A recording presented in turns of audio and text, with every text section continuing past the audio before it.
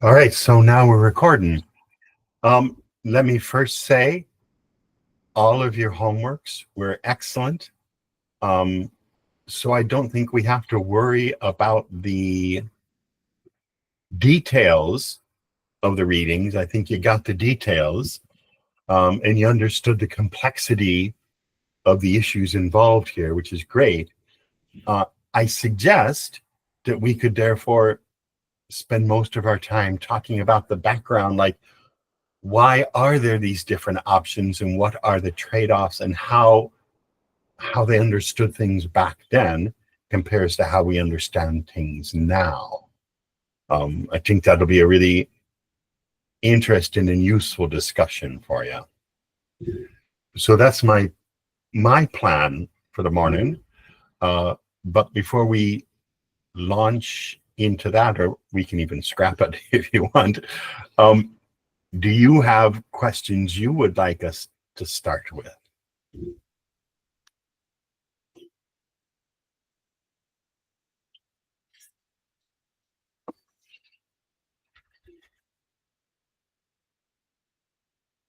I take that silence is a no.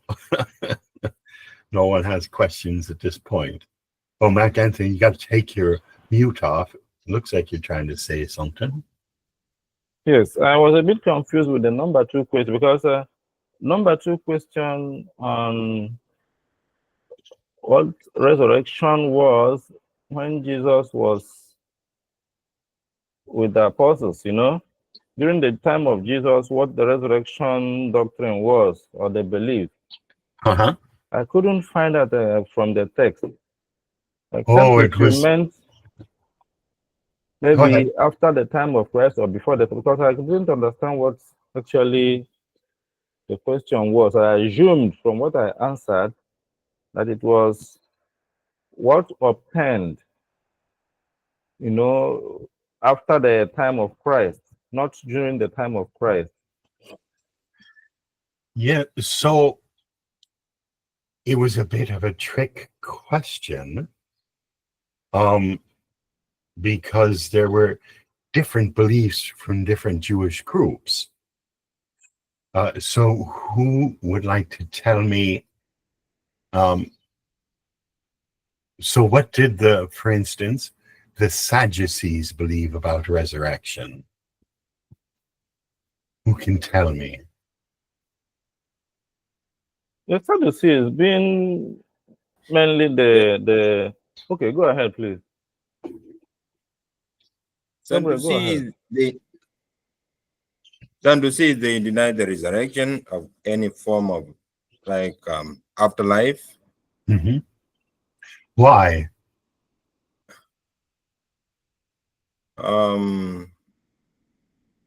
They believe that the soul perished with the body.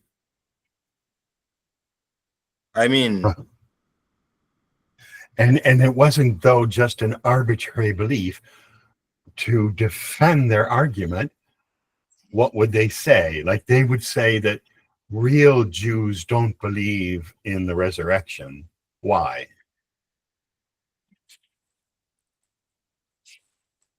Do you see what I mean, Gabriel?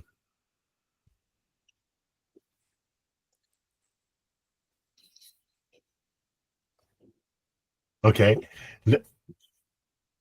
Let me talk to that one, and then that's sort of the thing. It gets into what I wanted to do. So the Sadducees, what we know about them, thanks, I got all three of your telephones now. Thank you. I'll add it to my contact list.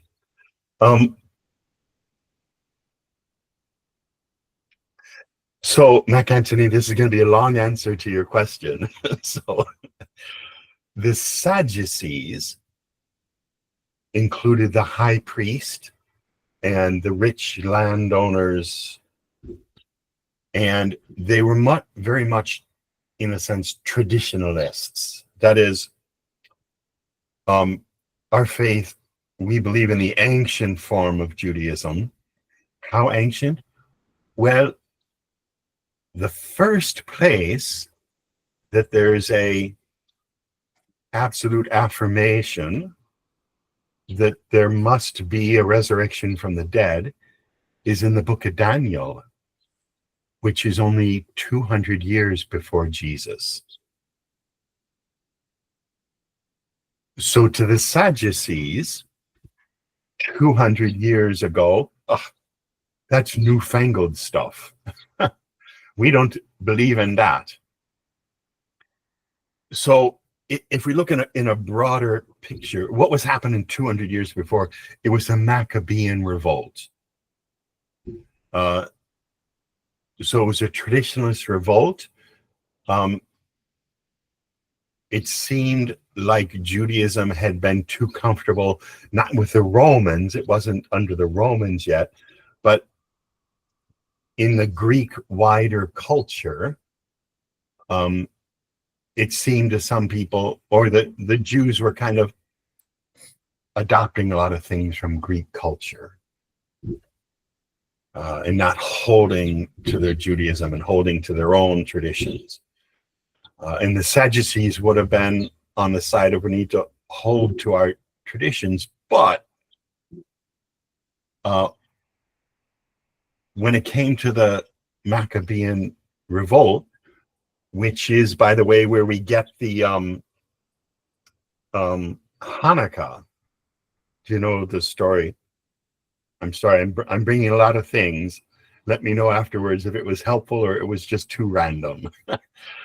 In Hanukkah, the story is they only had enough oil to keep the lights lit in the temple for one night. But they kept the oil in the temple burning to show the presence of God and that they believed in it and that God would save them and protect them. And it kept burning for 7, 9 nights. How long is Hanukkah? It kept burning for all those nights until they were rescued then. And then the candle kept burning because they broke through and won. So it's a miracle about God is with us, keeping the light on, the light of the presence in the temple. At that time, though, a lot of people died. And how could people who were righteous be allowed to be killed? How did God allow them to be killed by these non-believers, by these Gentiles, by these infidels? And that's when a strong belief arose, and you see it in the book of Daniel and things after that, saying, well, in the end, they died, but that's not the end.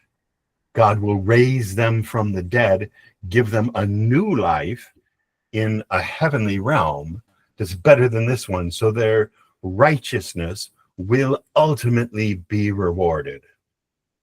It wasn't here. Here they died, they were killed.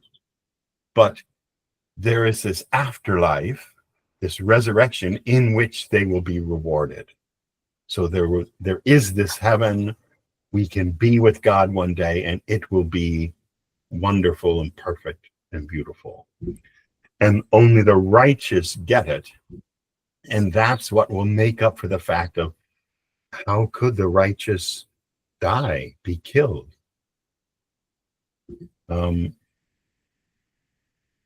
that only becomes explicit about 200 years before Jesus. And the Sadducees believed in the older religion where God, what was the covenant that God made with Abraham? I will give you this land. It's not your land.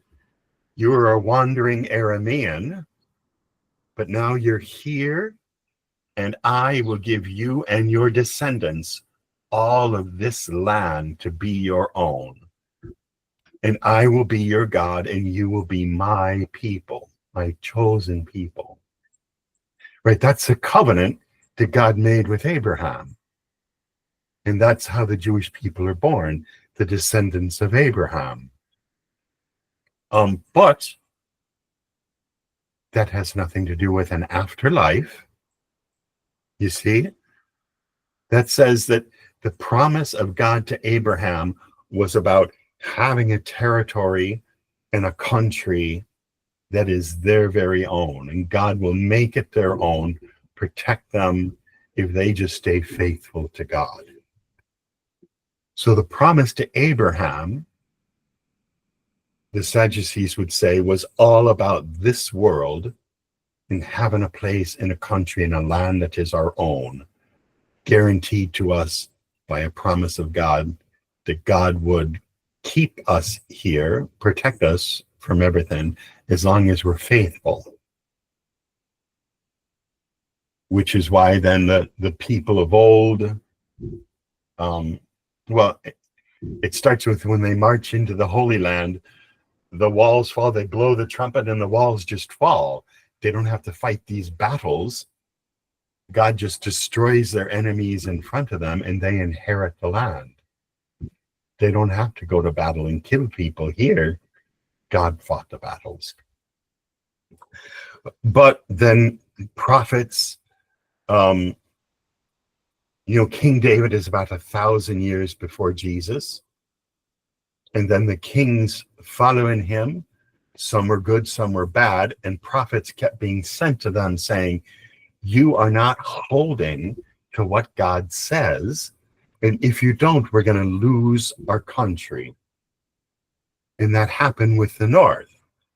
The north fell, and then Jerusalem fell in the Babylonian exile. 570, something like that, BC.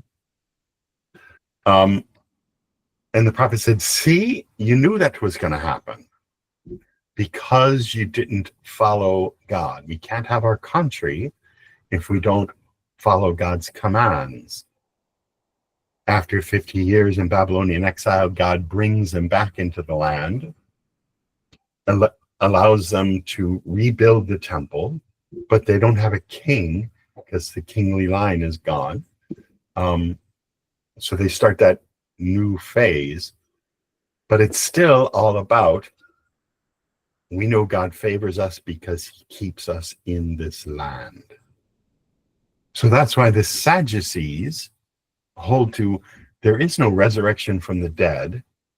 Our religion is all about, we follow the law of God and God protects us and keeps us on this land. Lets us have our country. And that's why the Sadducees are plenty willing to make deals with the Romans as long as they let them have their country. We don't need to be completely free.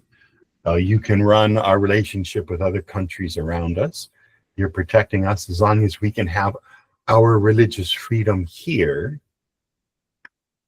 so that we can follow God's law, do our temple sacrifices, then it's all fine.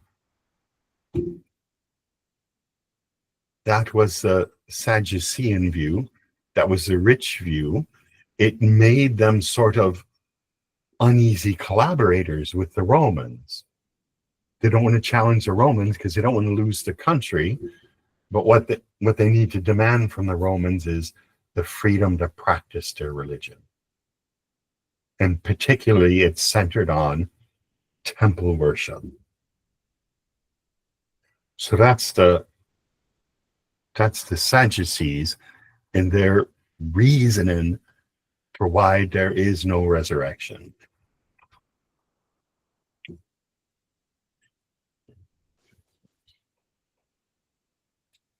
Questions about that? So remember then, go ahead, Titus. Thank you very much for that. My question is based on the position of the Jewish belief on the resurrection, where they speak about the resurrection not only being the mere immortality of the soul, but the rising of the body. So if resurrection is understood in that sense, what happens to those people? Their bodies have been cremated. How would that body How would Okay. that body rise? So that would only be the Pharisees, right? The Sadducees would not believe in the resurrection of the dead. So then it's the Pharisees who did believe in it. It's hard to know exactly what they believed, but in 70, Jesus dies and rises in about 30, right? In about 70, the Romans have had enough with the Jews and they come in and destroy the temple. It's not completely destroyed until after Masada, a 110, 120, and then not a stone standing, and they build their own structures on top of that to wipe out any memory of Judaism. They think that's what they want to do. So Judaism is dealt a huge blow in 70, and there's no more power in the temple, but maybe it's still kind of there. By 110, 120, it's gone completely. In the wake of Judaism falling apart because the Romans finally said enough, what happened is the Pharisee movement morphed, changed into the rabbi movement. So instead of having a central Judaism centered on the temple run by the Sadducees, certainly after 120, so as Christianity begins to get going, or tends to drown, Judaism starts moving. It's lost any kind of the Sadducees having power and any sense of temple worship. It can't do that anymore. And what the Pharisees had been teaching, it's all about following the law in its many form ways, 614 commandments. Individual Pharisees become individual rabbis, each in different places in different cities around the Middle East. So Judaism becomes rabbinical Judaism, which rises out of the ashes from the Pharisaical movement. And we have a lot of understanding from the rabbis of this period. They wrote a lot of things, they had a lot of articles, arguments back and forth that they would document. We believe in resurrection of the dead. No, but yeah, what is it going to be like? And so those people, which are slightly after Jesus's death, but where the Pharisees were taking things, they would even argue about things. Well, yes, but resurrection has to happen in Jerusalem. That's the city of David. So we live, for instance, in Egypt now. We live in Alexandria. And if we get buried in Alexandria, how is it that we're going to rise in Jerusalem? Because that's where resurrection, that's where God will, you'll have to roll underground all the way from Alexandria to Jerusalem, and then God will raise you there, and that will be very painful. So if you can, get buried in Jerusalem. So there were all sorts of different opinions because God has never said about it. But the Judaism that survived was Pharisaical, and it believed in the resurrection. So it believed all sorts of things about the resurrection. So what would that body be like? Well, Paul is just one voice in that discussion about, well, if there is resurrection, how does that even make sense? Because what if somebody's been cremated or that body has decayed, right? It's little pieces, parts are scattered. How is God going to bring them all back together? Like, how can that possibly work? So there was lots of discussion, lots of different opinions about how that could possibly work. And Paul is going to weigh in with a very different opinion when he says, well, we will have spiritual bodies. That's an oxymoronic phrase. Do you know what I mean by that? Spiritual means not body, and body means body. So to say we'll have a spiritual body, we'll have a body that's not a body. Don't worry about it. What? But Paul realizes, and we'll get to that later, Paul realizes all the problems with thinking there's a physical resurrection of the same stuff as this. And he says, it can't be that. It's not that. And even Jesus, when he came back, could walk through doors, could appear and disappear. He was no longer this stuff. And so why do we think that when we rise, we're still going to be this stuff? We'll have a body, but it won't be this stuff. So that's going to be where the Christians go. But Jews are still going to be of various opinions.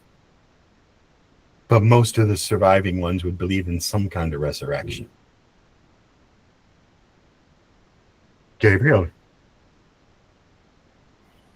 Yes, Father. When you talk about the resurrection now, and Jesus also, I think in Matthew mentioned something that some of you who are standing here with me will not see death. So, how will that be connected to their resurrection? So, people, as the church started to develop, people believed, Jesus said, we hear in John's gospel in particular, Jesus says, I'm going to prepare a place for you, and then I will bring you to where I am. Yeah. So that would be the second coming, right? The parousia. Jesus came, died, resurrected, and then the ascension went up into heaven. Yes. And when he did in Luke's gospel, and I think in Matthew as well, why are you standing looking up? He'll come back the way he went. You have things to do in the meantime. Okay. So when he comes back, then it's all over. Right? That'll be the end of time. Mm-hmm. And he'll sort out the good people from the bad people, and the good people will go to heaven, and the bad people will go to hell. And there's no more time. The world will come to an end. So that was the general belief, certainly among Christians. When will that be? Well, Paul originally thought he's coming right back. It's not going to be long. And then when it doesn't happen, Yeah. Paul says, why is he delaying?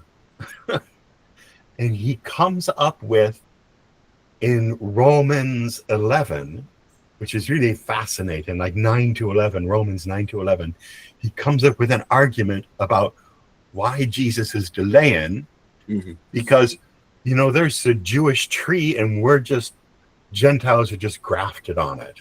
Mm-hmm. But the Jews, by and large, aren't believing in Jesus, and so they're not going to be resurrected to heaven. They're not going to heaven if you don't believe in Jesus. So why is God delaying? Until he can convince all the Jews, and the majority of Jews, Mm-hmm. to believe in Jesus. And then he'll come back. He's delaying because of his mercy on his chosen people. And when all the people who are going to eventually believe in the Son start doing that, then he'll come back. Otherwise, he's not giving people enough time to change their mind. And God is very merciful that way. Yeah. And then in Paul's last letter, he's writing from prison. I forget which letter this is, but he's writing from prison. He's saying, my time is up. Yeah. But I'm ready to die. I'm ready to see Jesus. I'm happy about it.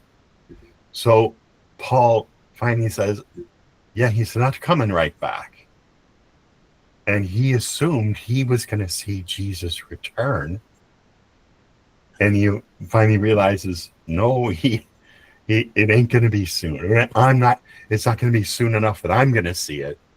I'm heading for death. And then I'll see Jesus. So there's a change in Paul's understanding, which is no change in the faith of the church, because Jesus always said, you don't know the time. Nobody knows the time. Thank you. Titus. Yes, thank you very much, Father. I would like to also add that if I were there at that time, my contribution to the discussion about the resurrection would have been that since we are all not of the same essence with the Son of God, the resurrection promised to us cannot and will not be the same. I mean, because we are mortal and he is immortal. So we don't, because of this distinction, we don't expect that our resurrection promise will be the same as his own. So I would position that our resurrection is the resurrection of the immortality of the soul rather than with the mortality of the man, because it is already defined that we are mortal beings, but Christ was immortal. So we don't expect that if he was resurrected, both body and soul, we too, who are mortal, be resurrected by body and soul. That would be a wrong understanding. So, and I believe that would have avoided all of these discussions or explanations, and maybe we may not have been asked to do Christology. Yes, you are exactly correct. And let me say that the problematic thing for that position, it was certainly a valid position. A lot of people took it. The church, though it takes 400 years, maybe 800 years before they work out all the details, and we'll get there, finally goes against what you say in holding that Jesus is completely human. So exactly human like one of us. So that his resurrection is our resurrection and there can be no difference. But it's unclear at this point, right at the beginning. You have a very good point, and it would have solved a lot of arguments, but eventually the church decides not to go that direction for a number of reasons. And mostly it's centered on because Jesus really was human. And things like, did he actually suffer on the cross? Well, no, because God can't suffer, or he wasn't really human. He was kind of, playing, oh, ouch, this hurts, but it didn't really hurt. No, it really did, the church is going to say, and that really was a sacrifice. He did sacrifice himself for us. To do that, he had to actually have something that he painfully lost, which is his humanity. He actually died, just like we actually die.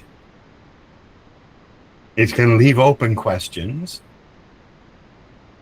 Are we, even without the resurrection, are we immortal? That's an interesting question. Certainly the church, by the time we get to the medieval period, but you can even see it with Jesus. Let's stick with Jesus for now. Jesus says, at the end of time, the dead will all rise, and those who did right will get rewarded with heaven, and those who did wrong will go to hell to torment. And that's the whole thing about the sheep and the goats as well. And Jesus talking about the patriarchs of old, Abraham, Isaac, and David, he's the God of them, and they're still alive. God is the God of living. They're not physically alive, but they still exist. So in Jesus's mind, anyone who ever lived can never cease to exist. And they all, at the end of time, either get rewarded or punished for what they did, what they believed. Hard to say what the criteria are exactly, or we could argue it a lot of different ways. But for Jesus, even in the synoptics, it's clear he believed in the immortality of human beings, not just his own, which we get clearly, but he believed that everybody keeps living. And that's an argument he had with the Sadducees. The Pharisees were on his side. The Sadducees were totally against that and tried to point out the absurdity of that. People live forever, this heaven thing you talk about. Well, what about this woman who marries this man and he dies, so she has to marry his brother, and he dies, and so she has to marry his brother, and he dies, and then she finally dies. Whose wife is she? She can't be all of their wives, but she was married to all three brothers. Whose wife is she? And Jesus says, you just don't even understand anything. We're not married in heaven. We're like the angels. So they're all in heaven, and no one's married to anyone.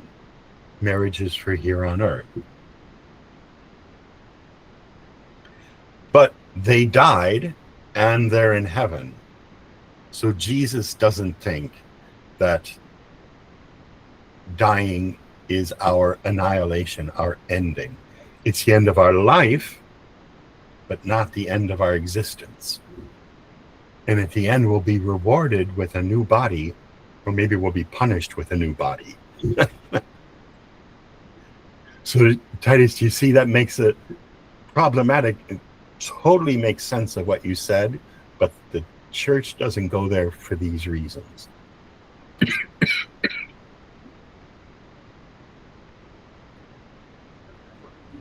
Mark Anthony.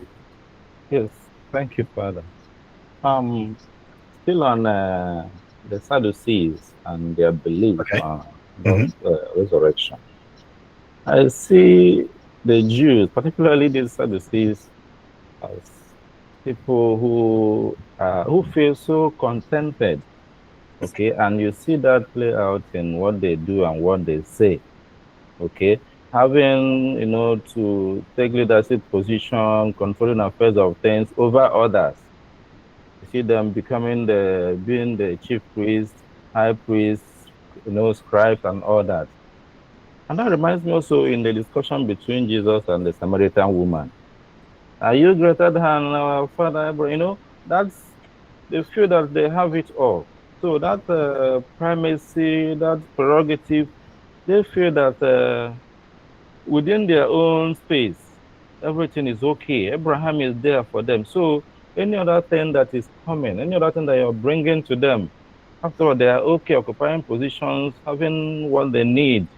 So it will be difficult for them to, buy an idea that is not within what they already settled with. Yes, because they say not that Abraham is still around, but we are the inheritors of his promise, and he was promised this land. And we're not giving up this land because that's all we have. That's all we were promised. And by the way, we own the temple, and you put your money in and we get it, and it's all working for us. Yeah. And it is, that's part of what Jesus is speaking against in the Beatitudes. In all of Luke's gospel, the world's going to turn upside down, Luke says, right? With Mary saying, the mighty will fall and the poor will become mighty.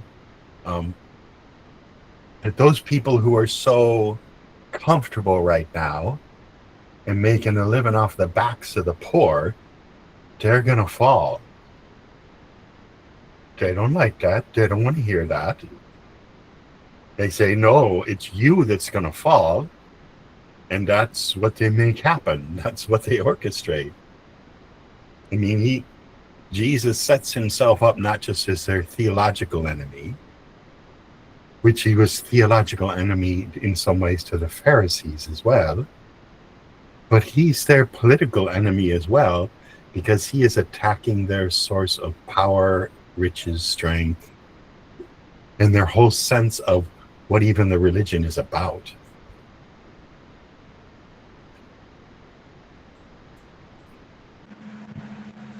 The Sadducees, they are sad to see. So anything they see with their so anything they see with their eye, they tend to disagree with it. Yeah, right.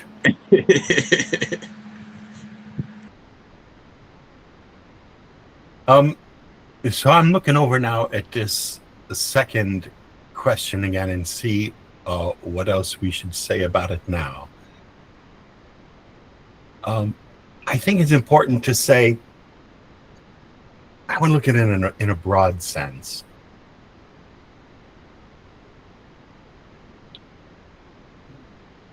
What do you think? Why do the Pharisees believe in the resurrection from the dead?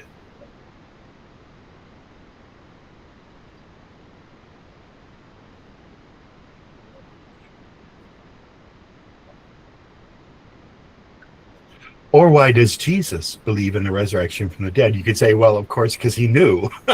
Okay, he's a God, but that's coming from where we are now.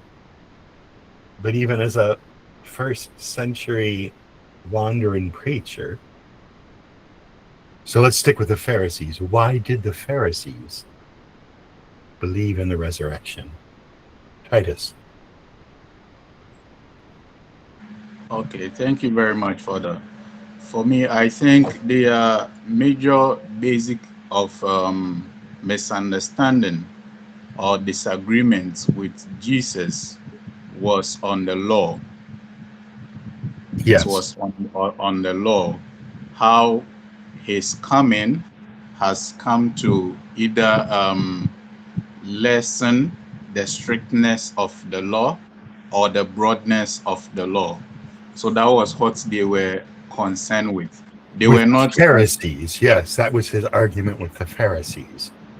Yes. So for them, the resurrection is more like a theological thing that didn't bother them so much like the Sadducees, who were more interested in the theological aspects or the theological misunderstanding between what they believe in and what Jesus was teaching about the resurrection. Yes, but they agreed. So it'll be important to talk about what Jesus's disagreement with the Pharisees was. In a nutshell, that they thought it was following rules is what God wants, and Jesus is, no, God wants your heart. And he wants you to have a heart like mine, a heart like God. That's what God really wants. But why did they agree on the resurrection?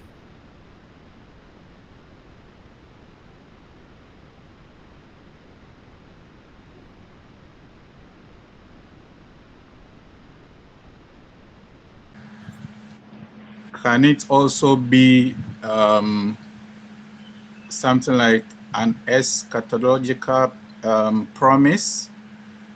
Because the Jewish people, they believe that there will be an end time, and that is the time God will come and vindicate the righteous. So they believe in the resurrection because of the end time. Yes, and they believe in the end time because they believe that God will ultimately vindicate the righteous. And that we've seen so many righteous people suffer a horrible death. How can God allow that? How could a righteous God allow the righteous to die a horrible death and then that's it? That must be a powerless God, or it must be a God who doesn't care. And so they come to believe in, no, there is an end time, there is a new life coming in which they will be vindicated. So the righteous will ultimately be vindicated and rewarded for their righteousness. But we see it isn't happening in this life, so it must happen in the resurrection. And that's why in their guts, they all believe in this resurrection, in this next life. Because otherwise, the world is not fair. And I can't believe that God made a world like that. That's not the God that we believe in.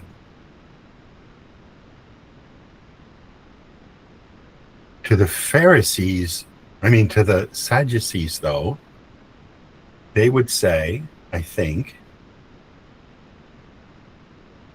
God didn't promise fair. God promised us this country if we hold to this bargain. And so we still have the country as long as we uphold the bargain. What's the problem?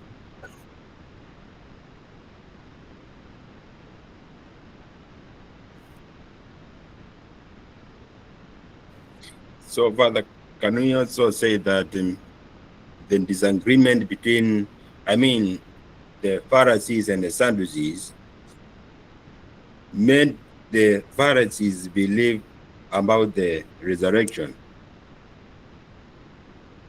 Because they believed, for them they were strong, they are strong believers of resurrection. And the Sadducees, the other side, they were against that.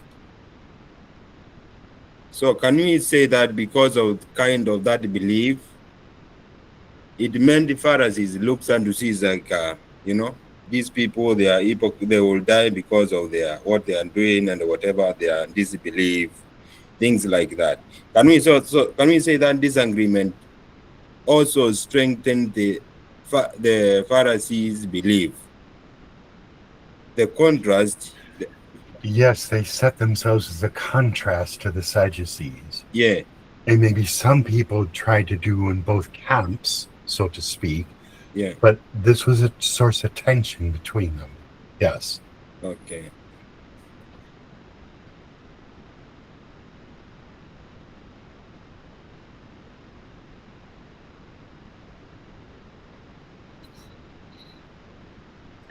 So, go ahead. Okay. It still aligns with my position last class. Remember when we talked about developing and developed? You see, people who are oppressed, those who are lowly, they tend to align to any position that tries to give them hope or succor. Mhm. So it's something that is not new to history. So having lived among a people where a certain class, you find them at the top, and the minority, being downtrodden and all that, it could equally be what,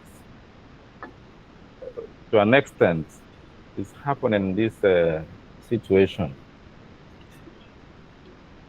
So see if this answers your question. I don't know. I think so, but it has to do with what does it even mean to be Messiah, the Anointed One? Is the Anointed One a political leader that would restore Jewish autonomy in Palestine? Well, Palestine is even, I found out that that's a Roman name to erase the Jewishness. So in Israel, is the Messiah we're waiting for, the one who will kick the Romans out so that now we are in control of our own destiny and can really live as God's chosen people. The Sadducees would have welcomed someone like that. Or is the Messiah someone who calls people back to living rightly? The Pharisees would have welcomed somebody like that. But Jesus speaks against both of those. And you can see it certainly in the Beatitudes, but in many things that he said. He said, "Blessed are you poor, for the kingdom of God," the thing that he's bringing, "is for you. And you are sad now, but you will be happy one day when the kingdom comes in its fullness." Well, the Sadducees, all they could promise the poor is, yeah, but you got a place to live, you got a society. That's not doing a lot for them, but I guess they're eking out a living. It's better than being Roman slaves. But the Pharisees offered them the burden of the law, to which they and the Pharisees knew they could never live up to that. So what the Pharisees was offering them is kind of a carrot to a life they could never live. So they're not going to make the resurrection, because the Pharisees are saying you have to do all of these rules, and the poor can't. It's impossible for them to follow all of these laws. It takes too much time, it takes too much money, too much effort. They're just trying to get by. So what the Pharisees is offering them is maybe you could, carrot, but it's always going to get pulled away. Which is why when people pointed out to Jesus, "Oh, look at those rich people. Isn't that great to be rich?" He says, "No, they're not going to enter the kingdom of heaven. It's easier for the camel to get through the eye of a needle than for a rich person." What? What do you mean? Only rich people could live the law the way it should be lived, own the land. Like, everyone assumed that the rich have it made, and we poor, yeah, we can never get it, but we can hope, maybe. And Jesus is saying, no to Sadducees, no to Pharisees. God came for you poor, and God will lift you up. And all you need to do is to have a heart and believe that, and live with me helping to lift up the poor. And then that's what this is really all about. So that's a very different vision from either the Sadducees or the Pharisees, and a different vision of what it means to be Messiah. What Jesus meant to be Messiah is, I am going to refocus what the heart of our religion is all about. What does God really want from us? Love God and love your neighbor. Well, who's your neighbor? Anyone in need. The person you find in need, right? That's a good Samaritan. The person you find in need, that's your neighbor, and your job is to help them because they need. And that's what God does. And I am bringing the kingdom of God to you, and you need, so I'm helping. And you need to have a heart to do the same, and then we'll all go to heaven. The total refocus of, from all the different opinions about what is religion all about, Jesus has a unique perspective. So, MacAnthony, did that address your question? All right. So it's 10:03. Let's stop until 10:30. But also, could somebody also check with Moses, make sure that he knows this URL, and see if he can join us at 10:30? He had something going earlier and is just going to watch it. Yes. Sorry. He told me that he sent you an email, right? He did, yeah, no problem. Good. Yeah. I will send. I've already sent the link to him, but I doubt Okay. if he will be able to join by that time.